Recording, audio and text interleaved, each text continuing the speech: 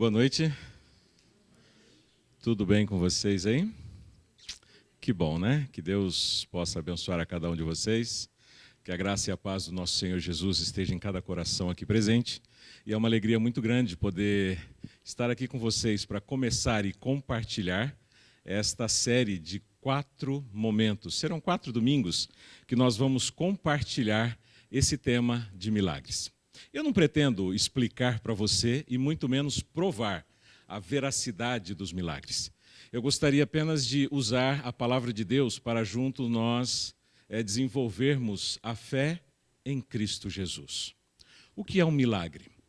O milagre é a ação de Deus de uma forma anormal, não natural. Logo, entendemos que o milagre é algo que acontece no campo sobrenatural. Sabe, a mente lógica, a mente racional, ela tem dificuldade de entender e compreender o que são os milagres. Porque normalmente a mente lógica ela está acostumada a pegar métodos comprovados, repetidos, que de uma tese ou de um pensamento, elas se comprovam, se repetem por uma metodologia eficaz. Quando nós falamos de milagres, nós entramos assim num campo da subjetividade, algo que você não comprova, algo que necessariamente nem sequer se repete para cientificamente ser comprovado. E como que nós ficamos então? Nós ficamos parados, nós ficamos assim focados nesta questão como algo relacionado exatamente à fé. Eu vou, durante os 4 domingos, eu vou usar somente o livro de João. Quando nós olhamos para os evangelhos, nós vemos o seguinte: se o evangelista que escreveu os evangelhos fosse um pintor, e ao pintar ali a sua obra, nós poderíamos ver que, por exemplo, Mateus, ele seria um pintor que teria um modelo, Jesus, mas o modelo Jesus estaria vestido como um rei. É a visão de Mateus sobre o ministério de Jesus Cristo. Se mudássemos o pintor para Marcos, Marcos usaria o mesmo modelo Jesus, só que, de repente, vestido como um servo. Já Lucas pintaria, como pintou, como descreveu nos evangelhos Jesus como um homem. Já João, ele fugiu totalmente a esta regra e ele ousou, e aí requer mais fé. E ele ousou, e ele pintou, ele descreveu Jesus como Deus. Os milagres que nós vemos nos evangelhos, nós até podemos encontrar um ou outro no evangelho de João, mas eles não são chamados de milagres, eles são chamados por João de sinais. Por que sinais? O que é diferente de uma coisa e de outra? Quando nós olhamos para a palavra milagre, nós entendemos que é a expressão usada para destacar o poder sobrenatural de Jesus Cristo nas coisas naturais. Sinais já é como se fosse uma forma de se destacar o poder humano de crer naquilo que ele está vendo, que nós chamamos de fé, o desenvolvimento da fé. Logo quando João começa a escrever o seu evangelho, e se você está aí com a sua Bíblia, eu convido você para abrir agora, eu acho assim interessantíssimo a maneira com que João começa a descrever o seu evangelho. Por quê? Porque João começa assim. Porque muito mais importante, queridos, do que você, ser humano, desenvolver um relacionamento com Jesus Rei, ou desenvolver o seu relacionamento com Jesus Servo, ou, de repente, pautar a sua vida num relacionamento com Jesus Homem, e às vezes até chegar no extremo de homem a homem, João, ele começa fazendo um destaque na pessoa de Cristo como sendo Deus. Como sendo Deus? Porque a preocupação de João era que eu e você criássemos um relacionamento com Cristo diferente do que normalmente a humanidade tinha os seus relacionamentos com os deuses daquele tempo, com os mestres daquele tempo, com os servos e com grandes reis daquele tempo. Quando você abre a sua Bíblia, você começa lendo logo que no princípio era o Verbo. Aquela palavra que disse haja luz e houve luz, o Verbo, a palavra criadora, no princípio era o Verbo estava com Deus e o Verbo, na verdade, ele era Deus. Jesus começa aqui a aparecer no cenário de João como Deus. E o verso 14 do capítulo 1, João ele diz, e o Verbo se fez carne e habitou entre nós. E nós vimos a sua glória, como a glória idêntica à glória do Pai. Ou seja, João ele atrela Jesus no mesmo nível que o Deus Criador. João ele não diminui Jesus, João ele não coloca Jesus, mesmo usando a palavra Filho de Deus, ele não diminui a posição de Jesus Cristo, ele iguala Jesus como sendo o próprio Deus. E agora, veja esse verso que nós vamos ler agora. Lá no finalzinho, no último capítulo de João, depois nós vamos voltar. No último capítulo de João, capítulo 20, penúltimo capítulo, na verdade, lá do livro de João, versos 30 e 31. A conclusão do livro, na ótica, no prisma de João, ele entende que teve um propósito o ministério de Cristo. E é interessante que este realmente é o propósito do ministério de Cristo. E nós precisamos desenvolver a nossa fé baseada nesse propósito. Ele diz assim, na verdade, verso 30, Jesus fez diante dos discípulos muitos outros sinais que não estão escritos neste livro. Estes, porém, que foram escritos, os 7 que foram escritos no livro de João, no Evangelho de João, eles foram escritos, ficaram registrados para que creiais que Jesus é o Cristo, o Filho de Deus, e para que, crendo, tenhais vida em seu nome. O objetivo final de Cristo, do ministério de Cristo, sob a visão de João, não era necessariamente que você alcançasse curas, que nós alcançássemos prosperidade, que nós alcançássemos bênçãos materiais para o nosso cotidiano, mas que no final de tudo nós alcançássemos a salvação, a vida eterna em Cristo Jesus. Isso é diferente. Isso é diferente, porque Jesus, ele é descrito e apontado como o único que pode salvar. Jesus, ele usa a palavra sinais, assim como João, para descrever a sua forma messiânica aqui nesta terra. Ele se identifica como sendo o Cristo, como aquele ungido de Deus, como o enviado para salvar. E é esse o ministério de Jesus. O ministério de Jesus foi para salvar. Mas por que então os milagres?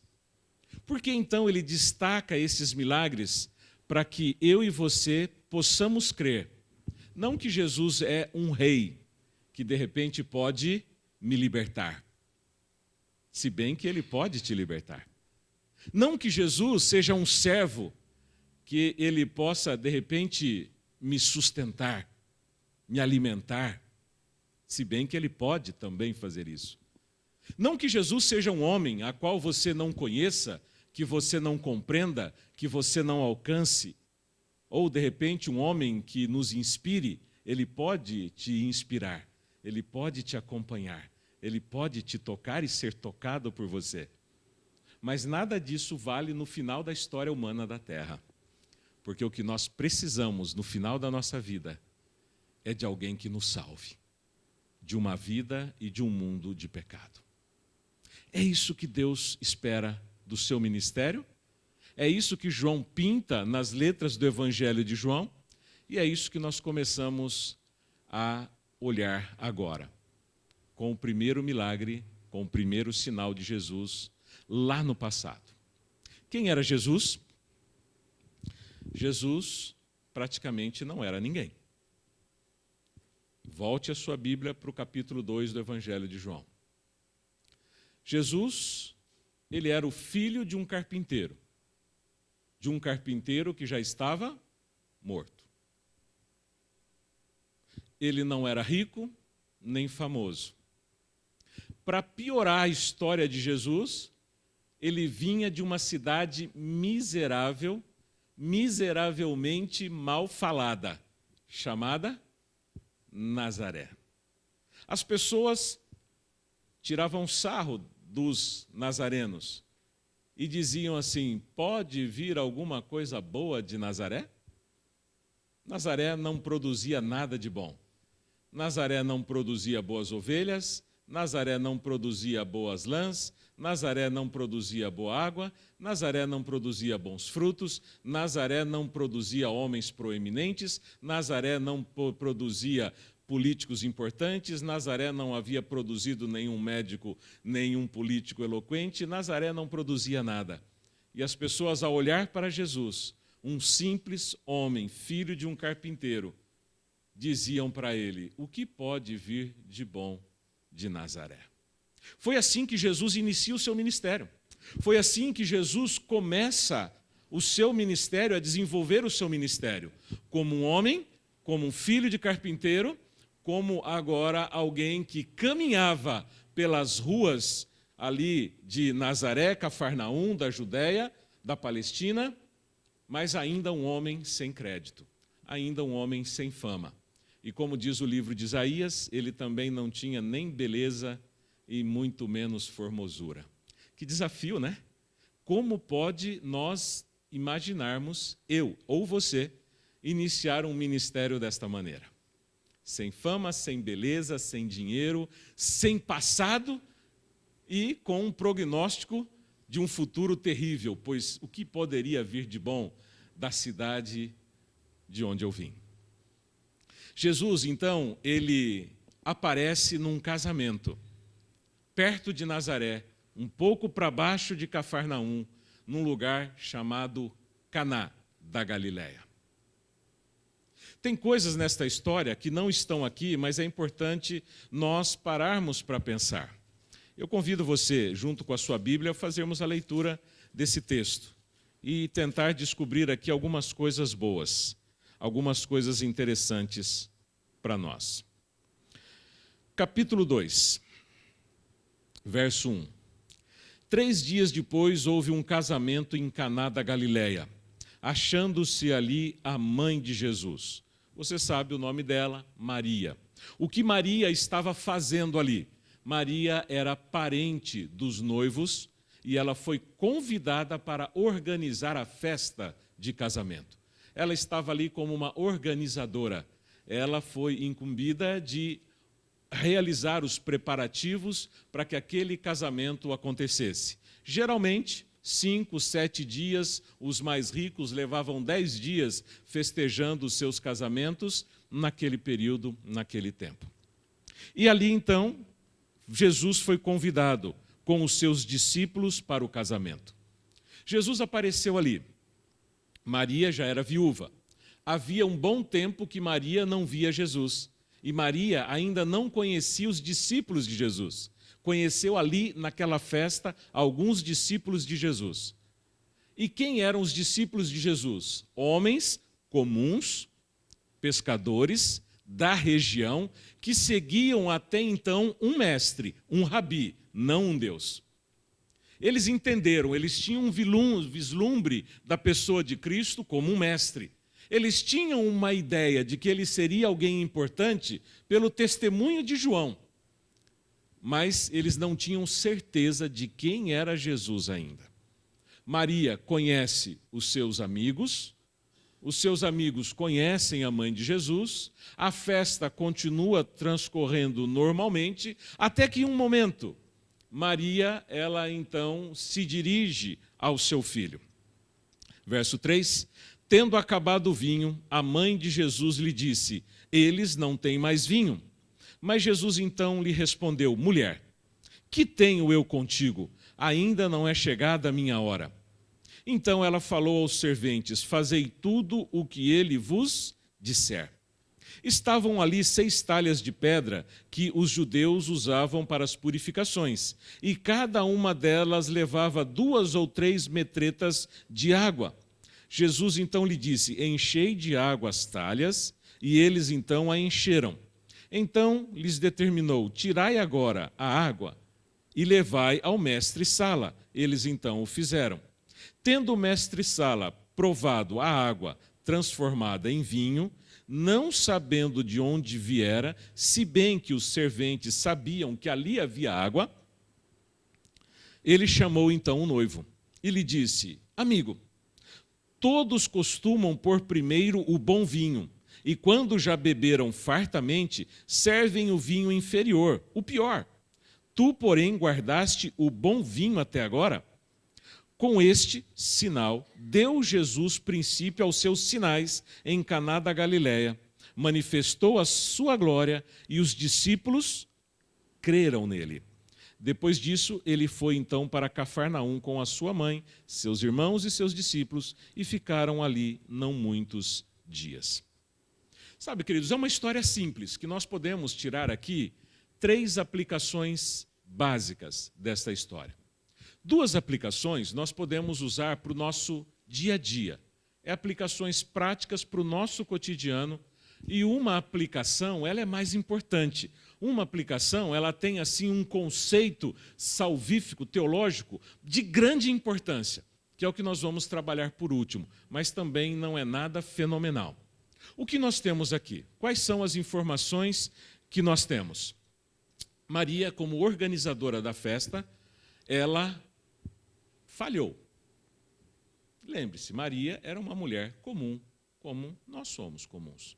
Uma boa mãe, ela era uma boa esposa, uma mulher honesta, mas comum, como eu e você. Possível de falhar. E falhou. Não poderia faltar vinho numa festa de casamento.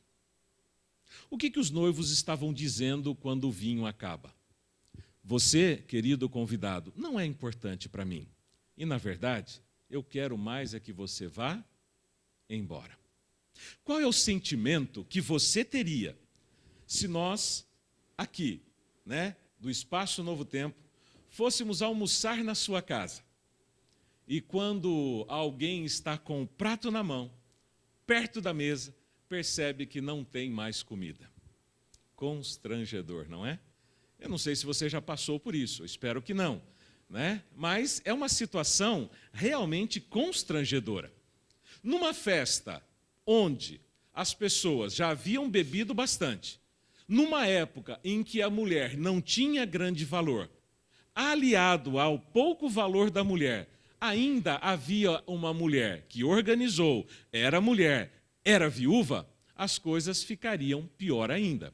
Se aquele noivo fosse, de alguma forma, criticado, vaiado, ou fosse, de repente, por um surto ali de algum que já bebeu um pouco mais, agredido pela indelicadeza de faltar vinho, automaticamente o noivo, ele repassaria toda a sua raiva e a sua frustração a quem? A organizadora da festa. Imagina no seu casamento, a empresa que organizou deixou faltar tudo. É lógico que você vai na pessoa para brigar com unhas e dentes e querer o quê? Justiça. Maria estava correndo um sério risco físico ali. Ela poderia, sim, de alguma forma, se aquele noivo perde o seu juízo, imagine uma situação extrema. Aquele noivo, ele apanha dos convidados ofendidos.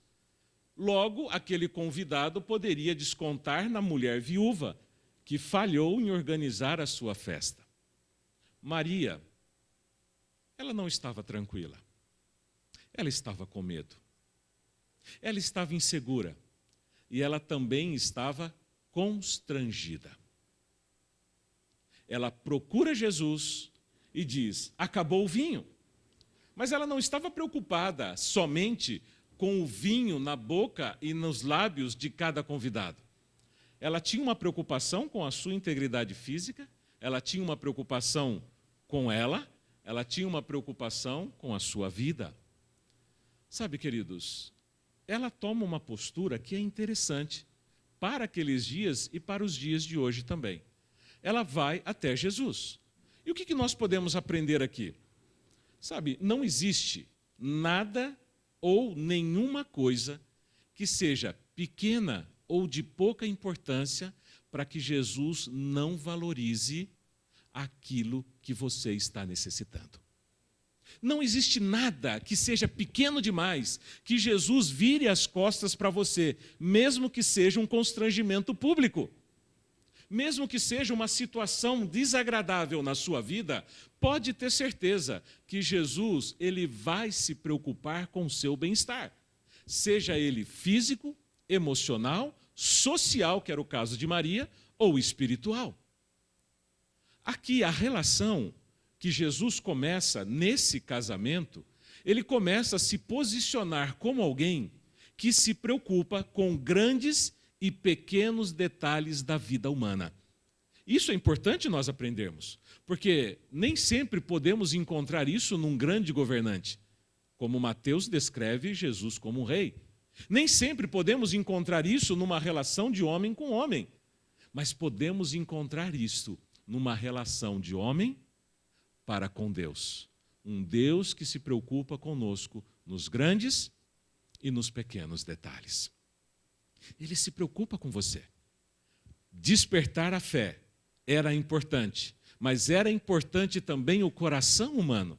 A missão de Cristo prioritária era desenvolver a fé para salvar, mas o desenvolvimento da fé para salvar deveria passar pelos corações humanos.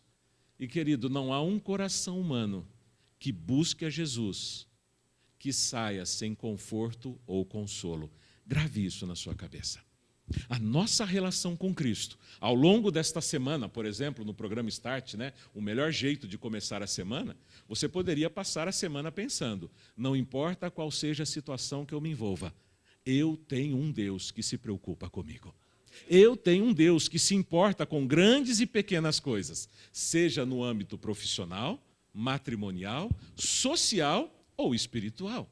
Seja qual for, Jesus ele está preocupado com o teu coração. Mas aqui Jesus vê Jesus atuando. Jesus olha para ela e diz assim: mulher, que tenho eu contigo? Isso eu vou falar no terceiro ponto. Mas o segundo ponto prático que eu queria destacar desta história é o que aconteceu a seguir.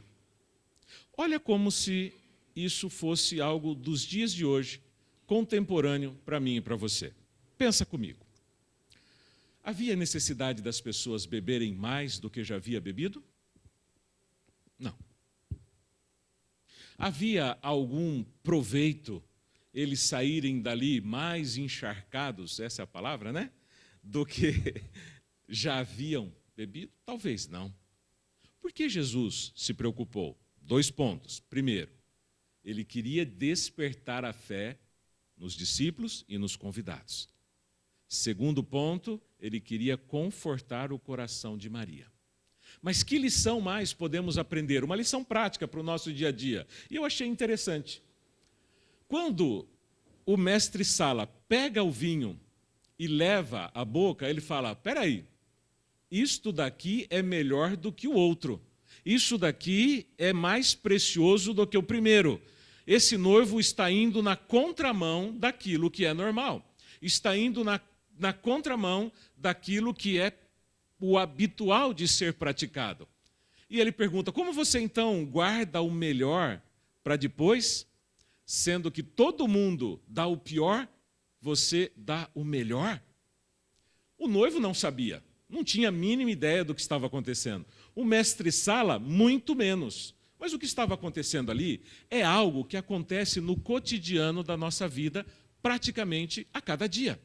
Você já reparou que o mundo de hoje, ele age da mesma forma? Sempre e em todos os casos, é as primeiras promessas que são as melhores. Se você se imaginar numa loja, por exemplo, para comprar um produto, as maiores, mais belas e melhores promessas são feitas ali, enquanto você está pensando em comprar um produto. Mas depois que você compra, nem sempre as coisas funcionam como você gostaria que funcionasse. Quando aquele camarada está interessado naquela menina, são as maiores e mais bonitas palavras que ele diz: te amarei por toda a vida. Estarei contigo na alegria ou na tristeza.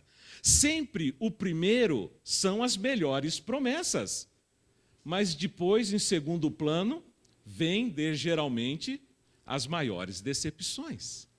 Era comum as pessoas servirem o melhor vinho para depois colocar o vinho ruim. É normal o ser humano oferecer primeiro o melhor para depois ir completando com o seu pior. As promessas de você ser promovido, o melhor funcionário e crescerá junto com a empresa, ela dura até que a empresa talvez alcance o seu objetivo. Os elogios, as carícias, as delicadezas, as gentilezas, talvez durem até que o casamento se consuma. A propaganda, ela vai muito bem até que você adquira, mas depois sempre vem o pior. O mundo é assim. O mundo, para te conquistar, oferece aparentemente o melhor, mas depois ele apresenta o pior. Esta história, ela ilustra a ação humana, de como se fosse o modus operandi do mundo, né, do homem. Sempre o primeiro é melhor e depois vem o pior. Sempre o primeiro melhor e depois vem o pior. Mas quando Jesus entrou naquela festa, eles puderam ver algo diferente acontecendo. Aquilo que eles achavam que era bom, se provou que não era tão bom assim. Porque o melhor só passou a ser servido depois que Jesus entrou na história da festa. Na minha e na minha vida, às vezes nós podemos ver que aquelas melhores e mais bonitas promessas do passado se tornam hoje histórias tristes e difíceis de serem vividas. Quem sabe aqueles momentos de grande saúde se tornam hoje momentos de triste doença. Aquele sorriso do passado, hoje talvez ele esteja sendo lágrimas de dor. As alegrias podem ter se transformado em decepções, a esperança em frustração. Mas quando Jesus entra em cena, na minha e na sua vida, aquilo que nós até achamos que era bom, pode se tornar melhor ainda. Quando Jesus entrou naquela festa, ele transformou aquilo que era ruim em algo bom. Ele pega aquele vinho velho, aquele vinho azedo, aquele vinho que já estava completamente fermentado, e ele transforma em algo extremamente bom e gostoso. Se você parar para pensar, nos dias de hoje nós vivemos uma situação semelhante a essa. Porque nem sempre tudo aquilo que nós vivemos no passado, continuamos a viver na mesma intensidade no presente. Quantos casamentos da alegria passaram para a tristeza? Quando Jesus entra, ele transforma. Quantos momentos de sorriso em família, talvez hoje estão se tornando em momentos de lágrima e de dor. Quando Jesus entra, ele transforma para melhor. Quantas frustrações no meu trabalho eu tenho vivido, naquilo que havia sido prometido como bom, hoje se torna algo insuportável. Quando Jesus entra, ele transforma a história e o ambiente em que nós estamos envolvidos.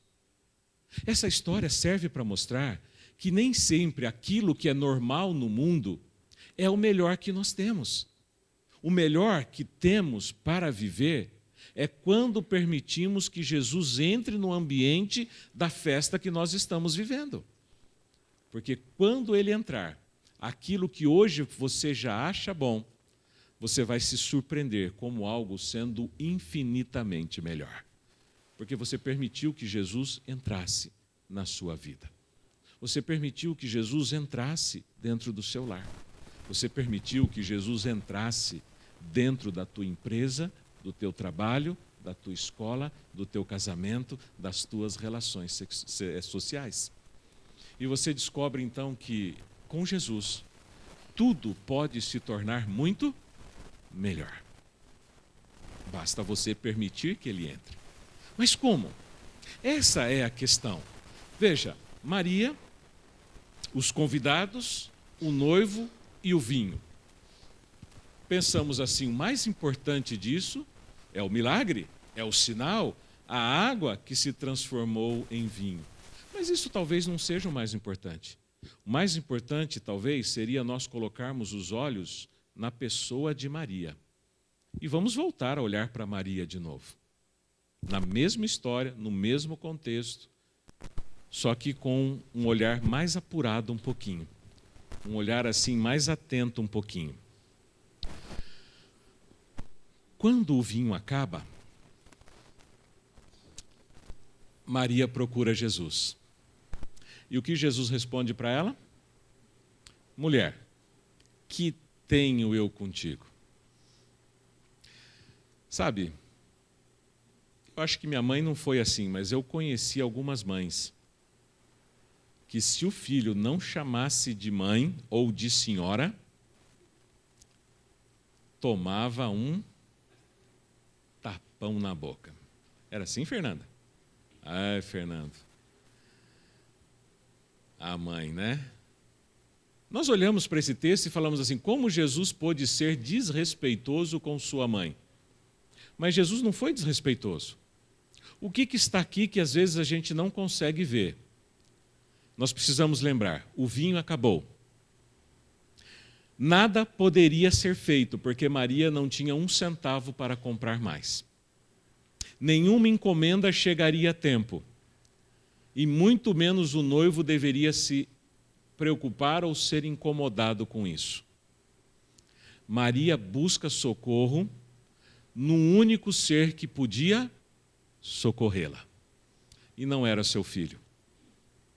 A resposta de Jesus revela para mim e para você que Maria busca Jesus não como um filho, mas busca Jesus como um Deus. Isso é tremendamente importante. Talvez isso seja o mais importante deste milagre, porque a própria mãe de Jesus Cristo, naquele momento em que ela se vê numa enrascada, ela não busca o seu filho para lhe socorrer. Ela entende que, como um ser humano, ela é completamente dependente de um Deus poderoso, assim como eu e você. Ela compreende que em situações difíceis da vida não existe homem algum capaz de nos socorrer, somente um Deus que tem poder para poder transformar a nossa vida e resolver os nossos problemas. Jesus procura Maria como um Deus. E aquele Deus responde como uma mulher, não como uma mãe. E ele diz, mulher, que tenho eu contigo, porque ainda não é chegada a minha hora.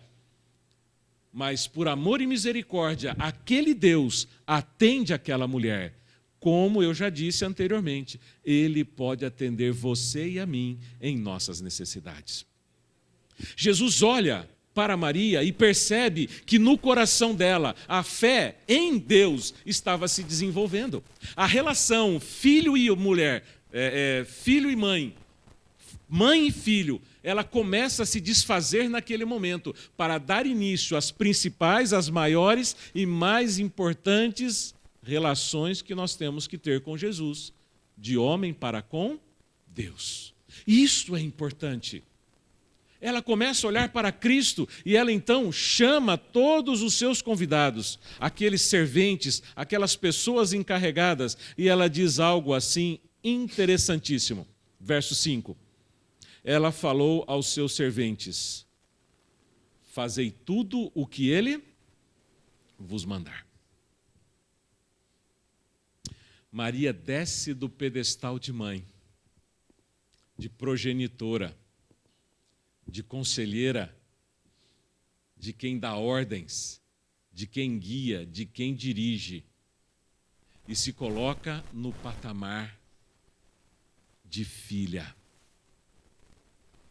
E ela sabe que as bênçãos que nós precisamos, ela sabe que os milagres que precisam acontecer na minha vida, assim como precisava acontecer na vida dela, dependia de como você olha para aquele que está diante de você. Quando nós falamos em milagres e perguntamos ali na tela uma questão de fé, sim, mas uma questão de fé naquele a qual você busca os milagres. Como você tem visto Jesus? Quando você olha para Jesus, você olha como? Como um amigo? Sim, ele é um amigo mais chegado que um irmão. Só que você sabe que em muitas situações o amigo não pode te socorrer. Você olha para Jesus como um servo? Sim, ele veio para servir, mas o serviço dele era oferecer a sua vida para nos salvar. Mas quando você começa a olhar para Jesus como um Deus, você começa a descobrir que as coisas na sua vida, ela pode começar a mudar ainda hoje, aqui e agora. Porque a visão que você está tendo não é uma visão de um rei, de um servo, de um homem. É a visão de um Deus. O conceito de João em descrever sinais era para que você identificasse que Jesus não é mais um, que Jesus não é o brother, que Jesus não é o cara, muito menos que Jesus é o meu rei. Antes de tudo, Jesus ele precisa ser para mim e para você o meu Salvador, o meu Deus. Aí a relação começa diferente. E Maria diz: fazei tudo o que ele mandar. Ah, bacana. Tudo o quê? Tudo. Porque essa frase coloca Jesus como soberano na vida de todas as pessoas. Maria olha para Jesus como um Deus e ela agora assume que ele também é soberano. E como um soberano, eu e você precisamos viver a nossa vida fazendo aquilo que ele orienta e não aquilo que nós achamos que deve ser feito. Ao longo destes 4 domingos, nós vamos entender isso melhor. Aqui, Jesus ele começa abrindo o panorama da fé na compreensão na pessoa de Cristo. Mas domingo que vem, quando falarmos da cura do oficial do rei, nós vamos entender um pouquinho mais como essa fé se desenvolve. E na cura do homem paralítico no tanque de Betesda, nós vamos poder distinguir os elementos que impedem ou que ajudam no processo de cura, tanto da alma quanto da vida humana. Mas tudo isso depende de como você está vendo Cristo Jesus. Por isso que João gostaria que você, querido, olhasse para Jesus como simplesmente aquele que pode te salvar. Milagres tem em todos os evangelhos, mas os milagres dos evangelhos são feitos por um Deus que tem poder. Os milagres que são feitos no livro de João não são milagres, são sinais que levam o homem a crer no Deus que tem poder. O poder é diferente. A visão é diferente, o modo de olhar é diferente. E, queridos, talvez o que mais precisamos não é saber que Deus tem poder, mas é saber e entender e crer, acreditar que Ele tem poder para a minha vida. É pessoal. A visão de João em os 7 milagres que acontecem não é uma visão genérica de um Deus poderoso, mas é uma visão pessoal do relacionamento de um homem para com Deus. É a sua visão de Cristo Jesus, num Deus que tem poder, mas que tem poder mediante a sua fé, a sua crença, a sua forma de ver a Cristo Jesus. E nós vamos entender por que os milagres muitas vezes não acontecem, mesmo que eu tenha fé no poder de Deus. É que talvez eu tenha fé no poder de Deus, mas eu não tenha fé em Deus. Conseguiu entender isso? Se complicou, te convido para estar aqui domingo que vem. É importante nós entendermos isso. Hoje, nós encerramos, destacando 3 pontos importantes. Primeiro, lembre durante essa semana que Jesus, Ele pode ser o seu Deus para te socorrer nas grandes e nas pequenas coisas. Segundo ponto, quando Jesus entra num ambiente, Ele transforma tudo aquilo que é velho e ruim em algo novo e gostoso. Você pode permitir que Jesus entre na sua vida. E o terceiro ponto, a minha relação com Jesus é uma relação de um homem para com Deus soberano e que vale, não é a minha vontade, mas sim a vontade dele. E que eu e você devemos viver fazendo tudo o que ele mandar. E as portas começarão a se abrir na minha e na sua vida. Que Deus abençoe você. Que Deus ajude você a passar, a trilhar, a caminhar esta semana com um olhar um pouquinho diferente na pessoa de Cristo. E domingo que vem nós vamos continuar desenvolvendo esse tema, porque não é um tema único. Como são 4, eu vou finalizar tudo isso no nosso 4º domingo, no final do mês de agosto, para que a gente entenda e compreenda melhor a pessoa de Cristo, mas acima de tudo desenvolva a nossa fé nesse Deus que tem muito poder, tem muito amor, tem muitos sinais para operar na minha e na sua vida, que nós não estamos sabendo colher, não estamos sabendo desfrutar de tudo aquilo que esse Deus tem para nós. Que Deus abençoe você em nome de Jesus. Que Deus te dê uma semana feliz e abençoada. Amém? Vamos orar? Vamos ficar de pé? Vamos pedir a bênção de Deus para nós, para esta semana, para a nossa vida, para o nosso lar. Santo Deus, eterno Pai, nós muitas vezes não compreendemos muito bem como olhar para Ti e nos relacionar contigo.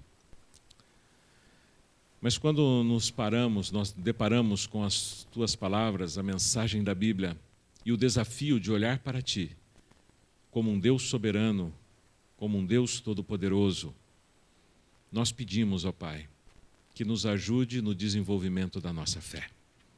Que nos ajude, Pai, a começar a crer e olhar para Ti, não só como um Deus que tudo pode no mundo, mas um Deus que tudo pode na minha vida. Um Deus que tudo pode, Pai, no meu lar, no meu casamento, na minha empresa, no meu trabalho.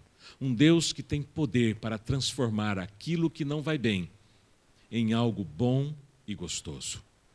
Quando as relações se tornam azedas e amargas, quando os sonhos se tornam frustrações, quando as alegrias se tornam decepções, o Senhor nos mostra que pode entrar e transformar a nossa vida e o nosso coração.